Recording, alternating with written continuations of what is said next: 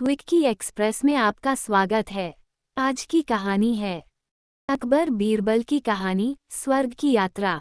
एक बार की बात है, राजा अकबर अपने दरबार में बैठकर कुछ विचार कर रहे थे। तभी अचानक उन्हें ख्याल आया कि उनकी दाढ़ी और बाल काफी बढ़ गए हैं। इस ख्याल के आते ही उन्होंने अपने एक दरबारी को बुलाकर नाई को फौरन हाजिर होने का संदेश भिजवाया। राजा का संदेश मिलते ही नाई महल पहुंच गया। महल पहुंचकर नाई राजा की हजामत बना ही रहा था कि कहीं से एक कौवा वहां आकर बैठ जाता है और कांव कांव करने लगता है।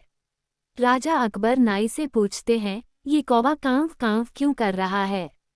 इस पर नाई जवाब देता है, यह आपके पूर्वजों का हाल चाल बताने आया है। नाई के इतना कहते ही राजा अकबर आश्चर्य से पूछते हैं, तो बताओ फिर यह कौवा मेरे पूर्वजों के बारे में आखिर क्या बता रहा है?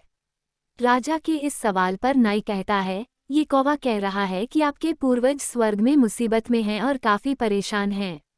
उनका हालचाल लेने के लिए आपको अपने किसी करीबी को स्वर्ग भेजना चाहिए। नाई की यह बात सुनकर राजा अकबर और भी हैरान हो जाते हैं। राजा अकबर आश्चर्य से नाई से पूछते हैं, आखिर किसी इंसान को जिंदा स्वर्ग में कैसे भेजा जा सकता है? राजा के इस सवाल पर नाई जवाब देता है, महाराज, मेरी नज़र में एक पुरोहित है जो इस काम को अंजाम दे सकता है। बस आप इस काम के लिए अपने किसी करीबी को स्वर्ग जाने के लिए राजी कर लीजिए।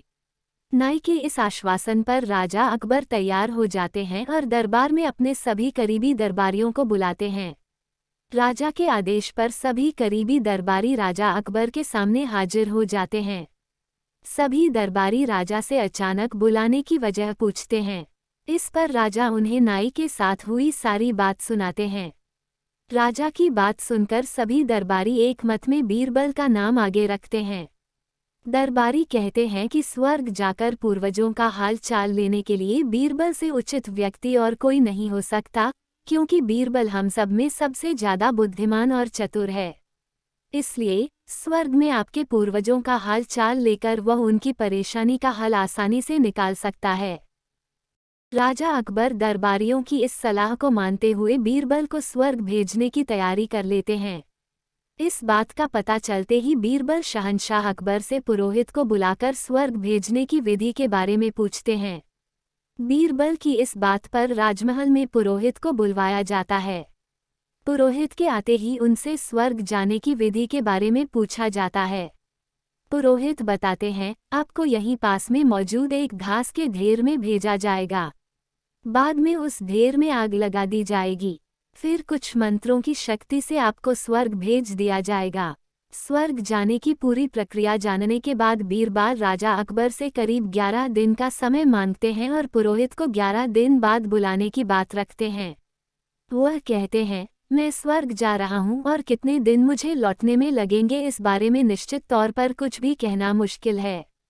इसलिए स्वर्ग जाने से पहले एक बार मैं अपने परिवार से मिलना चाहता हूँ और कुछ समय बिताना चाहता हूँ। बीरबल अपने घर जाने के लिए महल से रवाना हो जाते हैं।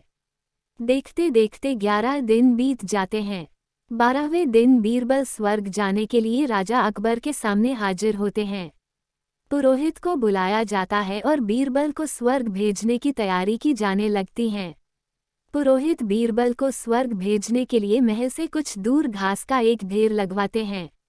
बीरबल को स्वर्ग भेजने के लिए घास के ढेर के अंदर भिजवाया जाता है। घास के ढेर के अंदर जाते ही पुरोहित घास के ढेर में आग लगा देते हैं और बीरबल को स्वर्ग भेजने की प्रक्रिया पूरी होती है।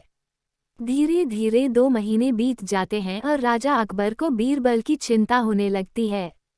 तभी अचानक बीरबल दरबार में हाजिर हो जाते हैं।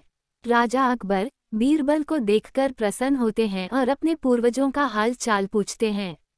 तब बीरबल बताते हैं, आपके पूर्वज काफी खुश हैं और मजे में हैं। उन्हें बस एक ही तकलीफ है कि उनकी दाढ़ी और बाल काफी बड़े हो गए हैं, जिन्हें काटने वाला स्वर्ग में कोई नाई नहीं है। इसलिए वहां उन्हें एक नाई की जरूरत है।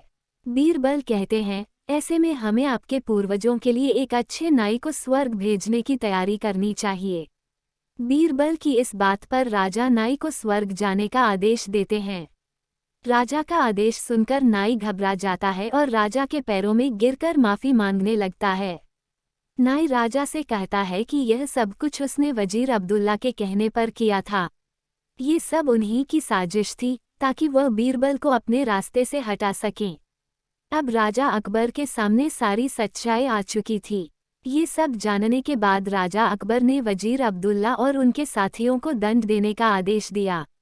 अंत में राजा अकबर बीरबल से पूछते हैं, तुम्हें इस सच्चाई का पता कैसे चला और तुम घास के ढेर में आग लगने के बाद कैसे बच गए? तब बीरबल जवाब देते हैं, आग के ढेर में जाने की बात सुनकर मुझे इस साजिश का अंदाजा हो गया था।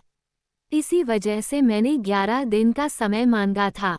उन 11 दिनों में मैंने उस घास के ढेर वाले स्थान के नीचे से अपने घर तक एक सुरंग बनवा दी थी। उस सुरंग के जरिए ही मैं वहां से बचकर निकल पाया। बीरबल की पूरी बात सुनकर राजा बहुत प्रसन्न हुए और बोले, वाह बीरबल वाह, ये काम केवल तुम ही कर सकते थे। कहानी से सीख। बीरबल की स्वर्ग की यात्रा कहानी से सीख मिलती है कि सूझबूझ से बड़ी परेशानी का हल आसानी से निकाला जा सकता है। सुनने के लिए धन्यवाद। मेरा चैनल सब्सक्राइब करें, लाइक और शेयर भी करें। धन्यवाद।